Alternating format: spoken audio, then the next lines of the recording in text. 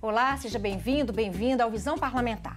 A ideia aqui é a gente mostrar o que pensam e também o que fazem os deputados estaduais mineiros.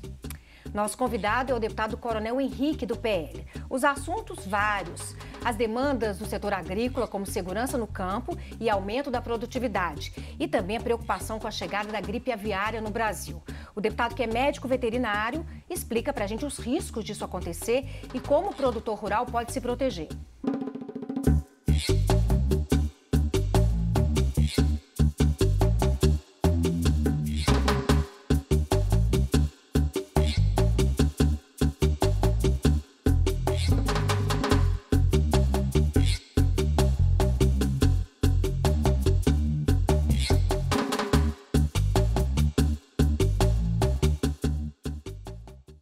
Deputado, muito obrigada pela presença, pelo senhor ter aceitado participar do programa. Deputado, o Brasil é o maior exportador de carne de frango do mundo e Minas é o terceiro maior produtor de ovos do Brasil. O senhor pediu uma audiência pública aqui na Assembleia, temendo a possibilidade da chegada da gripe aviária no Brasil. O senhor, que é médico veterinário, pode explicar para a gente qual é o risco realmente disso acontecer? André, primeiro agradecer a oportunidade de estar aqui na TV Assembleia. É sempre muito bom poder falar com o povo de Minas Gerais. Especificamente nessa pauta da gripe aviária, nós tratamos esse tema em uma audiência pública aqui na Assembleia. E você bem disse, eu como médico veterinário trabalhei com isso, com biossegurança, com proteção dentro do Exército a minha carreira inteira e sei dos impactos que uma doença como a gripe aviária, que é uma doença típica das aves, uma doença que é a influenza aviária, e ela pode, inclusive, ser transmitida para os seres humanos. É menos comum. E os grandes riscos são as perdas dos plantéis de aves, porque no caso da entrada no Brasil tem toda uma técnica, modos de contingência que vão envolver eliminação de plantéis para conter esse surto. E o risco é iminente. Por quê? Porque já existem nas nossas fronteiras 5 países da América do Sul com casos positivos: Argentina, Uruguai, o Chile, a Bolívia e o Peru. Então, pelas rotas de aves migratórias, né, as aves que migram do hemisfério norte para o sul, né, por conta do frio, agora no mês de abril e maio é o nosso mês de maior risco, porque essas aves retornam do hemisfério sul para o hemisfério norte e as rotas passam pelo território brasileiro. Então existe um grande risco que essas aves tragam o vírus da influenza e que possam impactar os nossos plantéis de aves. Então existe hoje todo um programa de defesa sanitária animal, e aqui em Minas Gerais o Instituto Mineiro de Agropecuária, e no âmbito do Estado brasileiro o Ministério da Agricultura, Pecuária e Abastecimento, porque isso é uma rotina. Nós nunca tivemos um caso de gripe aviária no Brasil. E isso fruto da eficiência dos nossos serviços de vigilância. O senhor acha que já está sendo implantado nesse momento agora, antes mesmo da chegada desse período migratório, ações para poder combater a chegada? Desde 29 de novembro de 2022, quando foi dado o alerta pela Organização Mundial de Saúde Animal que existia esse surto no mundo, mais de 50 milhões de aves já foram abatidas nos Estados Unidos. Então esse vírus, ele circula e nós sabemos que um dia ele vai chegar no Brasil. Nós só torcemos para que isso demore o máximo possível. Então, como esse vírus circula no mundo há muito tempo, os nossos órgãos de defesa já estão muito preparados para que isso aconteça. Evitar que entre é muito difícil, porque não depende, porque ele vem através de aves de vida livre, que são as aves, né, que migram no ar e não tem cerca para as aves, né, não tem como conter. Mas diversas medidas de biosseguridade são tomadas nas nossas granjas, como tela, como distanciamento de outras criações. Mas hoje eu tenho certeza de uma coisa: o governo brasileiro, o Estado de Minas Gerais está preparado para enfrentar caso os casos positivos aconteçam no nosso território. Qual que é a palavra que o senhor diria para o homem, para o trabalhador rural, para o produtor em relação a isso? Ele deve procurar ajuda, ele deve procurar os meios aí oferecidos pelo governo para, na fazenda dele, implementar essas medidas? Hoje o nosso, especialmente via a Emater, né, nós temos a Emater que está muito próxima do produtor, falando especificamente de Minas Gerais, eles têm recebido todas as orientações. E o principal fator que hoje o homem do campo, o produtor rural, deve fazer é o seguinte: caso existam casos de morte de aves no seu plantel, Hoje o produtor é muito comum, né? E é importante, eu falo para esse produtor que tem a sua galinha no fundo de quintal, em Minas Gerais isso é muito tradicional, que caso haja uma mortandade repentina dessas aves, ele deve comunicar aos órgãos oficiais. Cada cidade tem tem a Emater, tem o escritório do INMA, então é fundamental que os primeiros casos suspeitos sejam notificados para que, caso haja a confirmação de um caso positivo, as medidas de contenção desse foco sejam feitas para evitar que essa doença se alastre por todo o território. O senhor também é presidente da Frente Parlamentar em Defesa do Setor Rural. É uma frente parlamentar formada aqui na Assembleia Legislativa para atender às demandas do campo. Eu acho importante a gente explicar para quem está em casa a diferença de uma frente parlamentar para a Comissão de Política Agropecuária e Agroindustrial. A frente atua de que maneira, assim, mais específica? André, eu sou hoje vice-presidente da Comissão de Agropecuária e Agroindústria. A comissão tem todo um rito legislativo. A Frente Parlamentar da Agropecuária de Minas Gerais, ela tem um papel mais amplo. Ela busca fazer a interlocução dos produtores com a Assembleia Legislativa. Nós estivemos em um café parlamentar na Federação da Agricultura, na FAENG, em que nós anunciamos o lançamento dessa frente. Qual a ideia dessa frente? Nós temos uma frente congênere no Congresso Nacional, que é uma frente famosa, né, que é a frente mais poderosa que nós temos no Congresso, que inicialmente começou com a bancada ruralista e hoje se organizou como a Frente Parlamentar da Agropecuária. E dentro do estatuto dessa frente do Congresso Nacional, ela prevê que poderá haver participação de deputados estaduais com frente parlamentares nas assembleias. Então esse foi o nosso objetivo quando pegamos 27 assinaturas dos parlamentares na Assembleia e criamos essa frente para facilitar essa interlocução do produtor rural, dos órgãos, principalmente, eu repito aqui, a FAENG, trazendo as demandas de projetos de lei, de interesse, de representatividade, daquilo que é prioridade na pauta do produtor rural. O senhor acha que havia uma defasagem da representatividade do setor rural no legislativo, em outras legislaturas, eu acredito, ao longo dos anos? Eu não digo defasagem, mas isso é um aperfeiçoamento. Eu falo que sempre há oportunidade de melhoria. E eu acho que a frente é uma maneira que o produtor não precise de tanto formalismo, por exemplo, de acessar a Comissão de Agropecuária, que se reúne uma vez por semana. À frente nós estamos disponíveis, né? Eu sou o presidente da Frente Parlamentar e abrir esse canal. E especialmente colocar inserido a agricultura de Minas Gerais, a pecuária de Minas Gerais, nos problemas nacionais. Estar representado na Frente Parlamentar Agropecuária do Congresso Nacional, levando também as demandas de Minas Gerais, é um objetivo da Frente Parlamentar aqui da Assembleia. É uma referência, né, para o setor, né? O deputado passa a ser referência para aquelas demandas, né? E principalmente passa a ser a ponte. Eu digo que a Frente Parlamentar ela é a ponte de diálogo do produtor na esfera ou do Legislativo ou do Executivo, em Minas Gerais ou em Brasília, para as demandas do nosso produtor rural. E uma das demandas do produtor rural é a questão da segurança no campo. Essa discussão já passa há bastante tempo aqui pelo Legislativo. A delegada Sheila já chegou a se pronunciar, dizendo que a questão da segurança no campo, o número de acontecimentos no campo é menor do que na cidade, mas porém mais graves. O que o senhor pode falar para a gente sobre isso, sobre essa questão da segurança no campo? Eu falo que o campo ele tem uma característica, são dimensões e é muito espalhado, né? As nossas vias, as nossas estradas rurais, existe uma dificuldade da presença constante ali de um policiamento ostensivo. Muitas vezes o caso acontece e o produtor rural, quando aciona a polícia, já aconteceu o fato. Nós temos feito investimentos e acreditamos que a Polícia Militar, a Polícia Civil em Minas Gerais, busca muito a questão da inteligência, monitoramento das vias, o olho vivo, para que a gente faça uma ação preventiva. E hoje, André, uma coisa que muito nos preocupa é que os 2 primeiros meses do ano, né, que agora nós estamos encerrando o 3º mês, a invasão de terra aumentou no Brasil. Né? Os episódios de invasão de terra nos 2 primeiros anos, né, do atual governo federal, as invasões aumentaram. Tivemos mais invasões nesses 2 primeiros meses do que nos últimos 4 anos.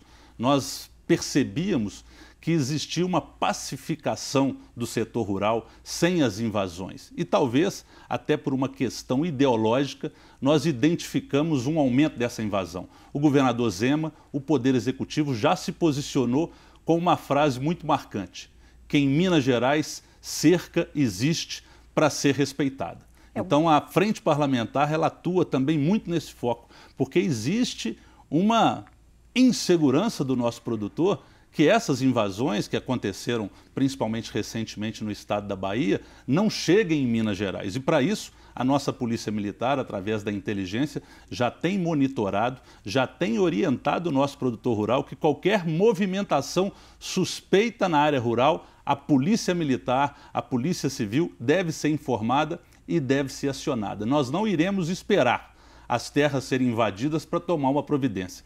Nós atuamos com prevenção e, mais uma vez dizendo, aqui em Minas Gerais não. O governador Zema chegou até a publicar no Instagram um vídeo, né, dizendo que em Minas o produtor rural pode trabalhar em paz. Existe mesmo essa tensão aí nesse determinado momento agora. E eu penso também uma coisa, né, Andréia? Nós tivemos uma discussão, e é uma discussão ainda grande no país. No nosso último governo federal, o governo do presidente Jair Bolsonaro, o nosso produtor rural teve a possibilidade da aquisição de arma, de ter a posse de arma na sua propriedade para fazer a defesa, porque é muito complicado, né? Seja o ladrão, seja o invasor, ele vai ou ia numa propriedade rural e sabia que ali o produtor não tinha como se defender. Então hoje eu penso que os índices de violência no campo nos últimos 4 anos diminuíram justamente por quê? Porque hoje o produtor tem a oportunidade de se defender. E é isso que nós defendemos, que o produtor rural tenha direito à posse do seu armamento para fazer a sua defesa. Isso é legítima defesa da sua família e da sua propriedade. Que tipos de crime acontecem mais no campo? Nesse aspecto aí, são assaltos? O que acontece mais com frequência? O que hoje nós observamos muito roubo de gado, né? Existe uma questão de roubo em propriedades rurais. Eu monitorei e participei, questão de 1 ano atrás, na região de Carandaí, né? Na zona da mata ali, próximo a Barbacena. Existe uma quadrilha que acionava, por exemplo, a polícia para uma demanda em determinado distrito, e a polícia toda se deslocava para determinado distrito, porque eles sabem que os deslocamentos são longos, e aí o meliante, o bandido, atuava em outro local, porque sabia que a polícia não tinha capacidade de estar em todos os locais ao mesmo tempo. Então, o roubo ao patrimônio é o que é mais presente, né? E principalmente o roubo de gado. Mas hoje, insisto, a maior preocupação hoje é com a preservação da propriedade privada. Nós discutimos isso na Comissão de Agropecuária, nós temos uma pauta, uma audiência pública aprovada para discutir isso. Direito de propriedade privada está previsto na Constituição Federal. Isso deverá ser preservado em Minas Gerais. Esse direito do produtor ter em paz, sabendo que ele não vai ter o seu patrimônio invadido. E principalmente, André, eu vejo que hoje a Frente Parlamentar da Agropecuária, eu tenho certeza, eu individualmente, ninguém é contra a reforma agrária. Nunca no Brasil se fez tanta regularização fundiária como nos últimos 4 anos. A ministra Tereza Cristina, nossa antiga ministra da Agricultura, hoje senadora pelo Mato Grosso do Sul, ela entregou mais de 400 mil títulos de regularização fundiária rural. E normalmente esses títulos eram entregues para as mulheres, que eram, né, as responsáveis ali pela casa. Então nós entendemos que nós somos a favor, sim, da distribuição de terra para aqueles que são vocacionados para produzir e não utilizar o ambiente rural para uma questão política, para mandar recados para uma questão política e ideológica. O homem do campo, ele deve ser tratado com dignidade, e aqueles que desejam produzir, o Estado tem a possibilidade de dar o título, regularizar a sua terra, para que ele tenha acesso a financiamentos, acesso à assistência técnica e continuar tornando o Brasil o celeiro do mundo. O senhor também é ligado às demandas dos produtores de leite, é uma pauta que o senhor já vinha trabalhando ela na legislatura passada. Como é que está a questão do leite sob o ponto de vista do produtor e também do consumidor? O leite, eu falo, né, André, que o leite faz parte da história de Minas Gerais. Nós temos historicamente, tivemos no início da República, a política do café com leite, em que café era São Paulo e o leite era Minas Gerais. Então o leite é o nosso patrimônio. Minas Gerais é a maior bacia produtora de leite do Brasil, são 9 bilhões de litros produzidos. Então, o queijo, os nossos produtos, eu tive aqui um projeto de lei aprovado que reconhece o doce de leite Viçosa como de relevância cultural para o estado de Minas Gerais. Tivemos também agora tramitando aqui Viçosa como a capital mineira do doce de leite. Então, toda essa política de incentivo, de visibilidade da nossa produção, busca valorizar essa cadeia de um produtor que entrega um produto no mercado diferente de qualquer outro. Eu não sei se você sabe que o produtor de leite é o único que produz um produto e vende e não sabe por quanto está vendendo. Esse preço só é anunciado 30 dias depois, de acordo com uma organização de preço. Então nós temos um problema crônico do preço do leite. Você nunca vai escutar um produtor de leite feliz com o preço do leite. O que nós procuramos fazer como política é tentar defender o produtor de leite. Um projeto que passou aqui na CCJ na semana passada de minha autoria também está relativo à questão do leite importado. É muito comum que os laticínios importem leite em pó a baixo custo, por exemplo, do Uruguai e da Argentina, nem sempre um produto de qualidade, e utiliza esse leite em pó reconstituído para a confecção de alguns produtos lácteos. E nós adquirimos esse produto no mercado sem saber que o que foi utilizado na matéria-prima foi um leite em pó importado. Então eu apresentei um projeto de lei que obriga aos laticínios que utilizarem leite importado na confecção dos seus produtos, que isso conste no rótulo, para que o produtor saiba que está adquirindo um produto que foi feito a partir da reconstituição de um leite em pó importado. Isso tudo visa proteger o mercado interno. E o consumidor também, E o consumidor, obviamente, mas especialmente o consumidor tem que saber que existe um trabalho muito sério feito nas fazendas, né? A gente sempre brinca, né, que às vezes as crianças na cidade não sabem e às vezes aqueles que nunca foram numa propriedade rural acham que o leite saiu ali da caixinha. Não, o leite vem de um produtor que tem a vaca, que tem 365 dias por ano. O produtor não tem sábado, não tem domingo, não tem feriado. Ele precisa plantar, ele precisa colher, ele precisa tratar do seu gado. E isso deve ser de conhecimento das cidades, André. Pois é, por falar nisso, né, no conhecimento, em expandir esse conhecimento da população, especificamente das crianças, sobre o trabalho no campo, o senhor tem um projeto, eu gostaria que o senhor comentasse.